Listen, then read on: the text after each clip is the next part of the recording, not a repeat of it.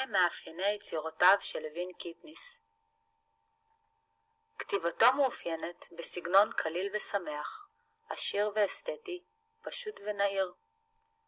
הוא הרבה להעניק ביצירותיו מסרים של עזרה לזולת והתנדבות למען האחר, כמו בסיפוריו המפורסמים אליעזר והגזר, אודות שיתוף הפעולה של מספר אנשים בהוצאת גזר ענק מהאדמה, ונרקיס מלך הביצה, על הנרקיס שהיה היחיד שהסכים להשאיל את עצמו לרפא את מלך הצפרדעים, ועל כך קיבל את כתרו.